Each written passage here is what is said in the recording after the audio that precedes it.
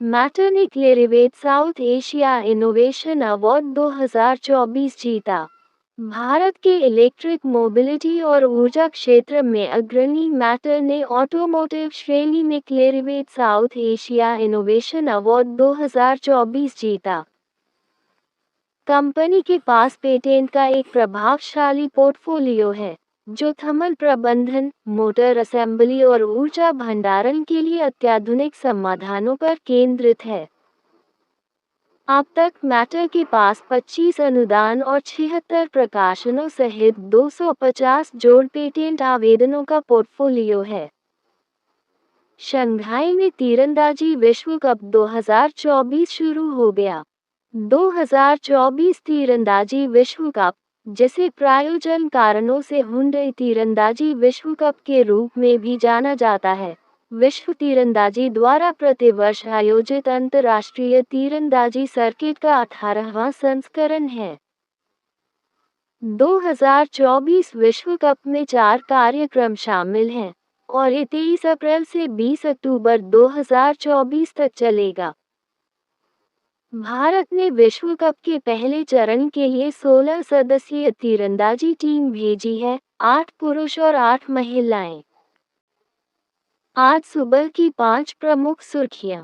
Axis bank ने अमिताभ चौधरी को MD और सीईओ के रूप में फिर से नियुक्त किया। भारत कंबोडिया ने H4 विकास समझौता ज्ञापन पर हस्ताक्षर किए। एसजेवीएन ने हिमाचल प्रदेश में भारत की पहली हरित हाइड्रोजन परियोजना शुरू की। मिलान अति पर्यटन से लड़ने वाला नवीनतम यूरोपीय शहर है। अमेरिका ने छिपकर यूक्रेन को भेज दी लंबी दूरी की ATACMS मिसाइलें। आज का इतिहास। अज्ञात ब्रह्मांड में महाकाव्य ओडिसी, बाहरी सौर मंडल और उससे आगे का पता लगाने के लिए नासा द्वारा 1977 में लॉन्च किया गया। इसने प्रमुख खोजें करते हुए बृहस्पति और शनि के पास से उड़ान भरी है। वर्तमान में, ये पृथ्वी से सबसे दूर मानव निर्मित वस्तु है। इसमें पृथ्वी के जीवन और संस्कृति को दर्शाने वाला एक सुनहरा रिकॉर्ड है।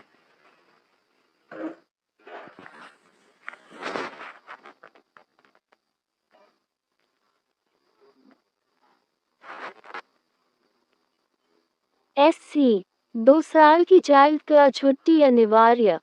सर्वोच्च न्यायालय ने ये स्थापित किया है कि महिला कर्मचारियों को 180 दिनों के अनिवार्य मातृत्व अवकाश के अतिरिक्त 2 वर्ष का शिशु देखभाल अवकाश भी संवैधानिक अधिकार है।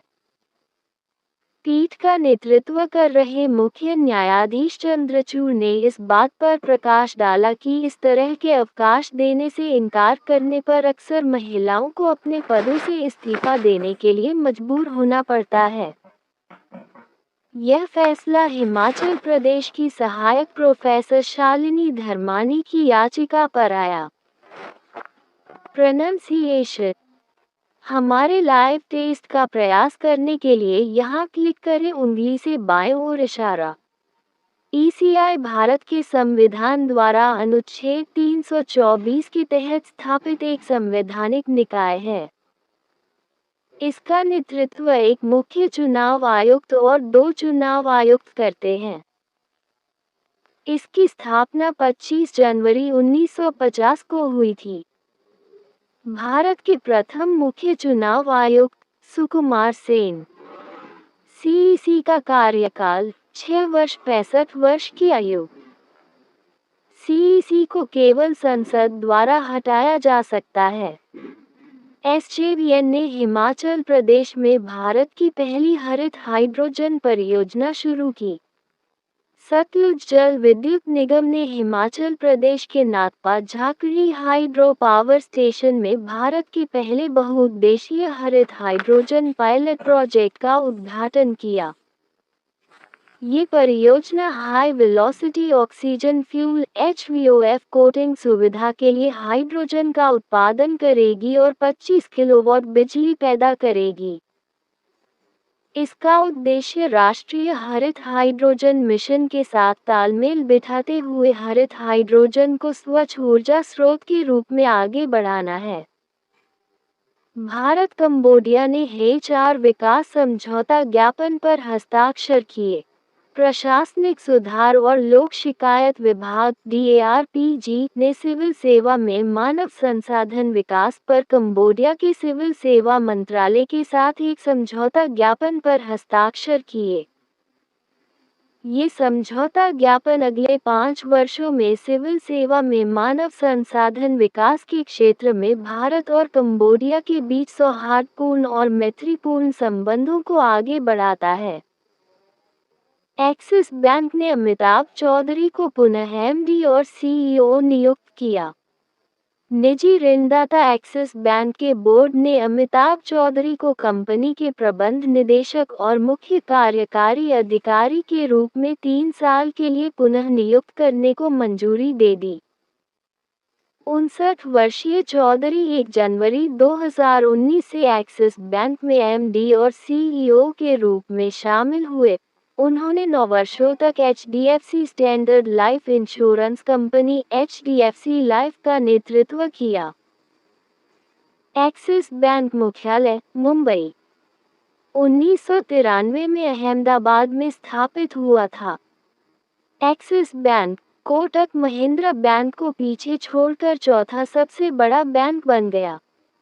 जोखिम प्रबंधन और समग्र प्रशासन प्रथाओं पर उच्च मूल्यांकन प्रीमियम का आनंद लेने के बावजूद कोटक महिंद्रा बैंक ने अब बाजार मूल्य के संदर्भ में दलाल स्ट्रीट पर चौथे सबसे बड़े बैंकिंग स्टॉक का अपना दर्जा खो दिया है और अब वह एक्सिस बैंक के प्रतिद्वंद्वी बन गए हैं।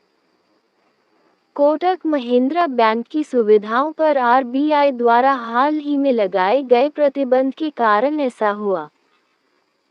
बाजार मूल्य के आधार पर भारत के शीर्ष 3 बैंक HDFC बैंक प्रथम, SBI द्वितीय, ICICI बैंक तृतीय। यक्षगान के प्रतिपादक सुब्रहमण्य धारेश्वर का निधन। अपनी मधुर आवाज के लिए और भागवत श्रेष्ठ और की ख्याति पाने वाले यक्षगान कलाकार सुब्रहमण्य धारेश्वर 67 का बेंगलुरु में निधन हो गया। उनका निधन एक संक्षिप्त बीमारी के बाद सुबह बेंगलुरु में उनके बेटे के घर पर हुआ। 45 वर्षों तक अपनी मधुर आवाज से कला प्रेमियों का मनोरंजन करने वाले धारेश्वर यक्षगान गायन में अपने प्रयोगों के लिए जाने जाते हैं। असोचैम द्वारा आयोजित दूसरा वैश्विक IP लीडरशिप शिखर सम्मेलन और पुरस्कार।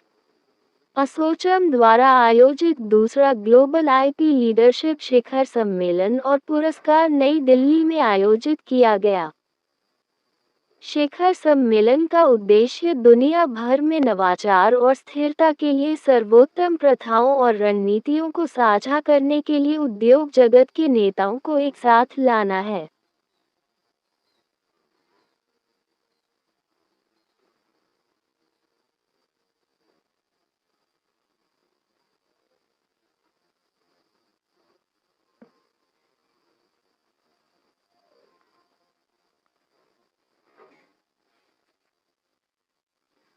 पहले खाड़ी युवा खेलों का उद्घाटन समारोह दुबई ओपेरा में हुआ।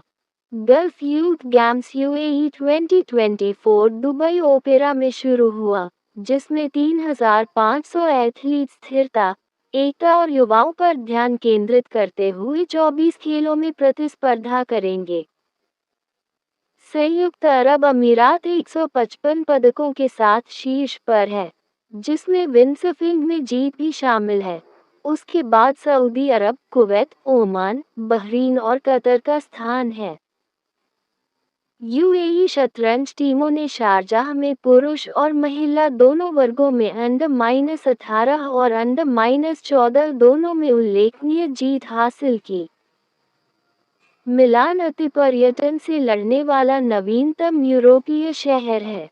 मिलान ने रात्रि जीवन और निवासियों की भलाई के बीच संतुलन बनाए रखने के लिए पिज्जा और आइसक्रीम की बिक्री पर देर रात तक प्रतिबंध लगाने तथा भोजनालयों को जल्दी बंद करने का प्रस्ताव रखा। उप महापौर मार्को ग्रानेली ने मनोरंजन, निवासी शांति और आर्थिक गतिविधि में सामंजस्य स्थापित करने के लक्ष्य का हवाला दिया। मिलान के बाद वेनिस ने भी भीड़भाड़ को नियंत्रित करने के लिए, विशेष रूप से प्रमुख आयोजनों के दौरान, वसंत ऋतु 2024 से दिन में आने वाले पर्यटकों के लिए पर्यटक कर लागू किया है। अमेरिका ने छिपकर यूक्रेन को भेज दी लंबी दूरी की एटीएसीएमएस मिसाइलें। राष्ट्रपति बाइडेन द्वारा अनुमोदित $300 मिलियन के सैन्य सहायता पैकेज के हिस्से के रूप में अमेरिका ने गुप्त रूप से यूक्रेन को लंबी दूरी की मिसाइलें भेजीं। एक अमेरिकी अधिकारी के अनुसार, रूसी सेना को पीछे हटाने के अपने प्रयासों में यूक्रेन पहले ही 2 बार इन मिसाइलों का इस्तेमाल कर चुका है। व्हाइट हाउस के राष्ट्रीय सुरक्षा सलाहकार जैक सुलिवन ने यूक्रेन के लिए अमेरिकी समर्थन को रेखांकित करते हुए संवाददाताओं को स्थिति की जानकारी दी।